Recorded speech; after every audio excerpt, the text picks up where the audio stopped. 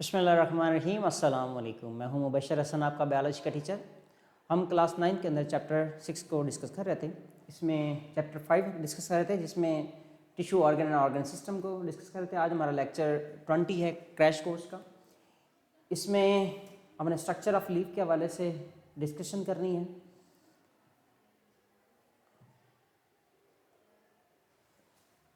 Structure of leaf के हवाले से देखें तो मैं इसको ब्रीफली पहले ड्रॉ करता हूँ, फिर आपको इसका जो है स्ट्रक्चर एक्सप्लेन करता हूँ। ये अपर एपिडर्मिस नज़र आ रही है लीफ की और ये लोअर एपिडर्मिस नज़र आ रही है।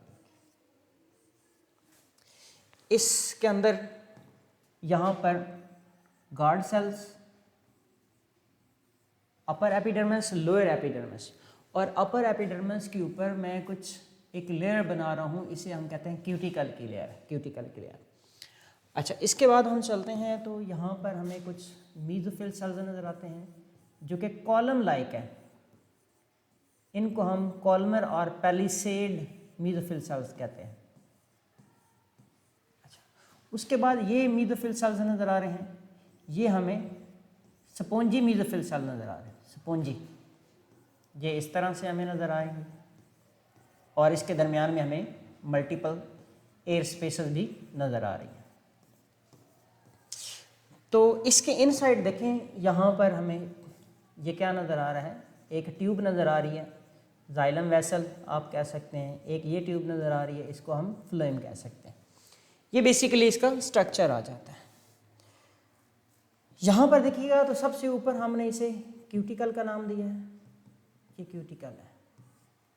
ये पैलिसेड आ जाते हैं, पैलिसेड मीजोफिल सेल्स। ये वाले स्पॉन्जी मीजोफिल सेल्स हैं।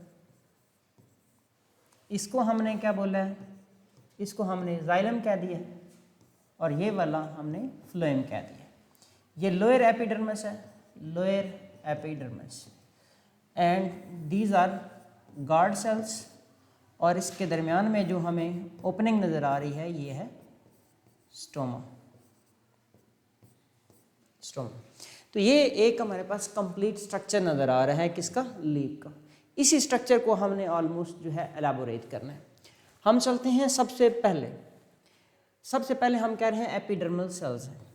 यहाँ पर देखें epidermal cells, epidermal cell, epidermal cell is the outermost layer.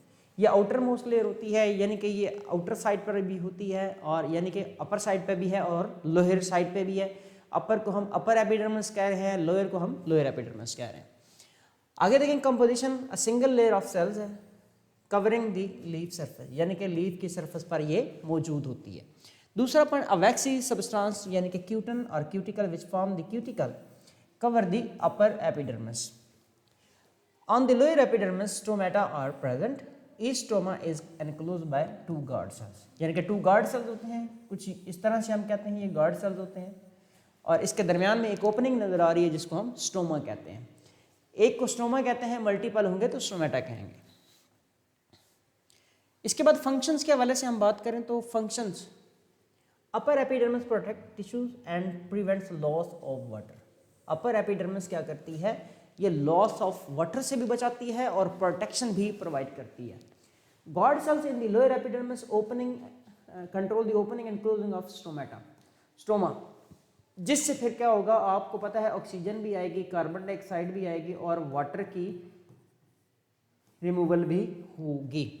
Oxygen का आना, कार्बन डाइऑक्साइड का जाना और वाटर की भी रिमूवल होती है। ये थे पहले सेल्स। और दूसरे सेल्स है मीजोफिल सेल्स। मीजोफिल सेल्स बड़े ही इंपॉर्टेंट सेल्स हैं। अगर हम कहें तो इसको हम कहेंगे कि बिटवीन टू एपिडर्मल लेयर्स, ये वो सेल्स हैं जो एपिडर्मल लेयर के दरमियान में होते हैं। हमने कहा इनकी दो टाइप्स होती हैं, एक को हम कह रहे हैं पैलिसेड और एक को हम कह रहे हैं स्पॉन्जी।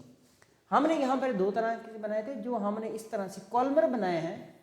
ये बिल्कुल एपिडर्मिस के बिल्कुल नीचे ये कॉलमर और ये spongy.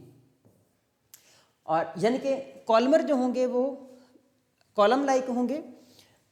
It consist of 2 or 3 layers of cylindrical cells. These cells contain many chloroplasts. Spongy it consist of loosely arranged irregular shape sales having chloroplast. Chloroplast दोनों के अंदर होगी, क्योंकि जाहिर सी बात है क्लोरोप्लास्ट का काम क्या होता है, फोटोसेंसर, तो वो दोनों में मौजूद होता है।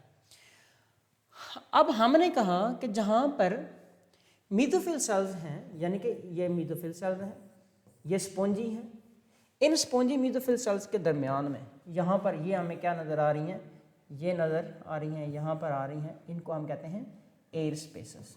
ये हैं एयर स्पेसेस। एयर स्पेसेस, तो एयर स्पेस का काम क्या होता है ज़रा देखें तो, ये सेल है, इन्होंने यहाँ से ऑक्सीजन प्रोड्यूस किया है तो इधर आ गई है, इन्होंने कार्बन डाइऑक्साइड यूज़ करनी है तो इनको यहाँ से एयर स्पेस से मिल जाएगी। तो इस तरह से, और ऊपर अगर देखें तो ये हमें कॉलमर नज़र आ रहे हैं, यानी कि पैलिसेड नज़र आ रहे हैं। इससे ऊपर अगर हम देखेंगे तो हमें क्या नज़र आएगी, ये एपिडर्मिस नज़र आ रही है। एपिडर्मिस से ऊपर हम देखें तो क्या नज़र आती है, अगेन से ये क्यूटिकल नज़र आ रही है, और नीचे भी हम बना देते हैं तो क्या नज़र आ रही है हमें, ये लोअर एपिडर्मिस नज़र आ रही है। इसके दरमियान में हमें नज़र आ रहे हैं ये गार्ड सेल्स। गार्ड सेल्स के दरमियान में हमें एक स्पेस नज़र आ रही है जिसको हम स्टोमा कह रहे हैं। तो इस तरह से ये हम इसको देख रहे हैं। तो यहाँ पर देखें इसका काम क्या, फंक्शन क्या है, arrangement facilities of gases, diffusion of gases, यानी कि फैसिलिटेट कर रही होती है गैसेस को डिफ्यूज़ करना और उसको उसका आना जाना। तो ये इस तरह से हमने एयर स्पेस के हवाले से बात कर ली। आगे चलते हैं जाइलम वेसल्स। अब देखिए जाइलम का काम बेसिकली क्या होता है, वाटर और मिनरल्स को ट्रांसपोर्ट करना।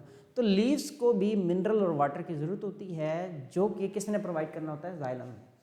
Present in the leaves are long and dead cells. Xylem के सेल्स जो होते हैं वो डेड होते हैं, फ्लोएम के कुछ सेल्स भी डेड होते हैं, कुछ जाइलम के भी डेड होते हैं, जिन्होंने बेसिकली ट्रांसपोर्ट करनी होती है। तो फंक्शन क्या होता है, ट्रांसपोर्ट ऑफ वाटर। इसी तरह फ्लोएम टिश्यू है, फ्लोएम टिश्यू के हवाले से हम बात करते हैं। Phloem tissue composed of living cells, living cells भी होते हैं और कुछ उसके डेड सेल भी। उसमें अगर स्पोर्टिव सेल्स हैं जैसे फ्लोइंग फाइबर तो वो डेड होते हैं, बाकी सारे लिविंग होते हैं।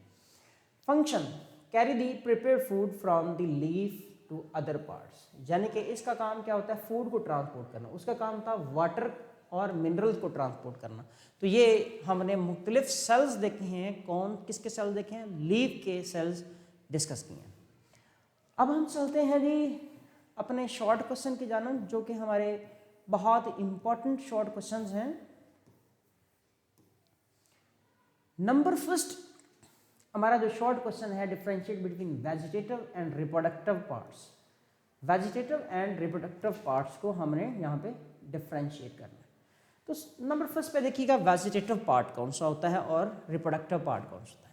रिप्रोडक्टिव पार्ट वो होता है जिसने रिप्रोडक्शन करवानी है, और वेजिटेटिव पार्ट वो है like you can say leaves हो सकते हैं, उसकी स्टेम हो सकती है, उसकी रूट्स हो सकती हैं, वो स्पोर्टिव हो सकते हैं, वो फोटोसिंथेटिक है, या फिर वो मिनरल वाटर को एब्जॉर्ब करवाते हैं।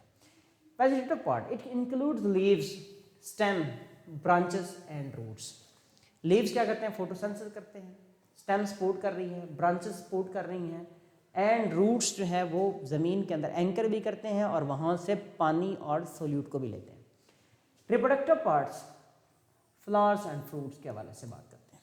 अब फ्लावर्स के हैं, उसमें देखें मेल और फीमेल पार्ट होता है और वहाँ पे पोलिनेशन होती है, फर्टिलाइजेशन होती है। फ्रूट के पास सीड्स होते हैं, सीड्स जो हैं वो डिस्पर्स होते हैं, तो ये रिप्रोडक्शन में प्ले कर रहे होते हैं रोल, फ्लावर्स और फ्रूट्स दोनों। लेकिन जो है वेजिटेटिव पार्ट का ये रोल नहीं होता। अच्छा आगे देखें तो हम इनके फंक्शंस की बात करते हैं। ये दूसरा पॉइंट है, these are not involve in the sexual reproduction. जितने भी वेजिटेटिव पार्ट होते हैं वो सेक्सुअल रिप्रोडक्शन का हिस्सा नहीं होते, ना ही इसमें इन्वॉल्व होते हैं। लेकिन जो रिप्रोडक्टिव पार्ट्स होते हैं, यानी कि हम कहते हैं कि जैसे कि हमने लीव्स और फ्लावर्स, फ्रूट और फ्लावर्स के हवाले से बात की, तो वो रिप्रोडक्शन में टेक पार्ट करते हैं। तो ये हमारा पहला क्वेश्चन था। Question number second, that is also very important, between shoot and root system. हमने डिफ्रेंशिएट करना है शूट सिस्टम और रूट सिस्टम में। तो उसमें क्या है जी,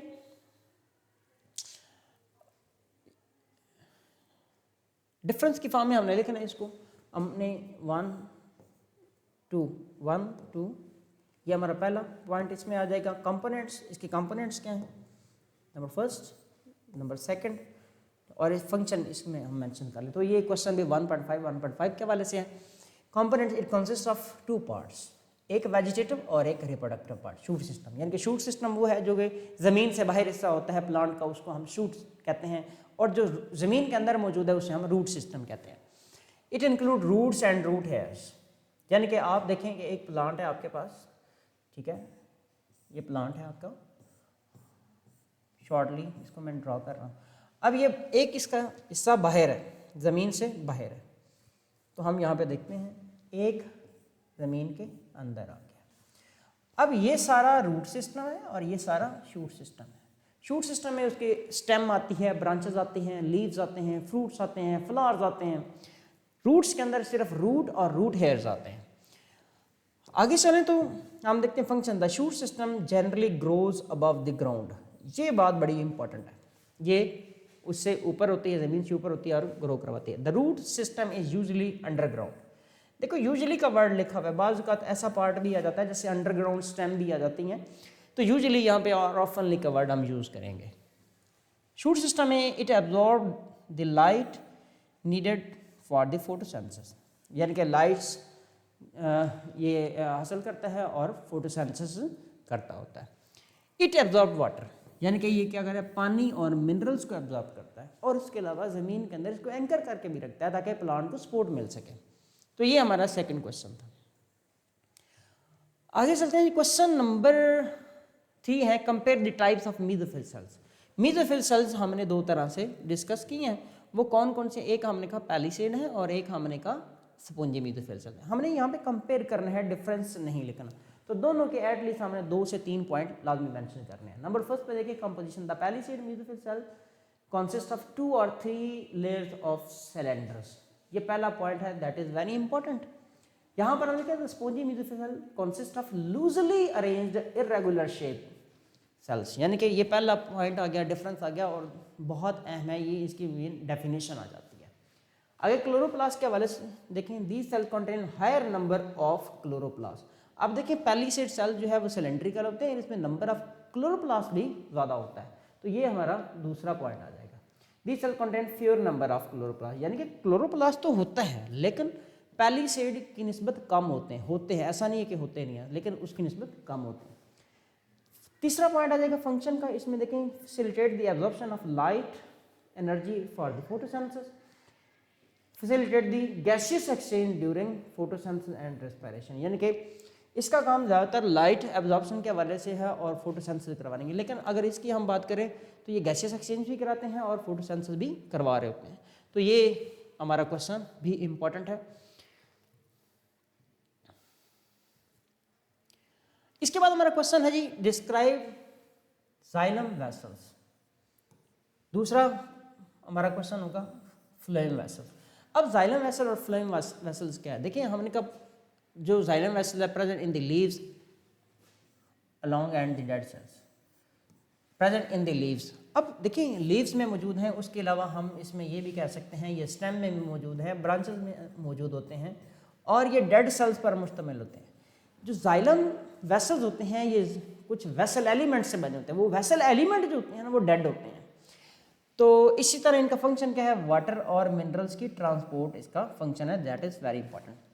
इसी तरह briefly describe the phloem tissues, इसमें हम क्या लिखेंगे, देखें phloem tissues composed of living cells, living cells हैं, तो वो फ्लोएम है, तो फ्लोएम यहाँ पर क्या होंगे, किससे बने हैं, सीव एलिमेंट से, सीव एलिमेंट्स। जो सीव एलिमेंट्स हैं ये क्या होते हैं, ये लिविंग होते हैं, ये डेड नहीं होते।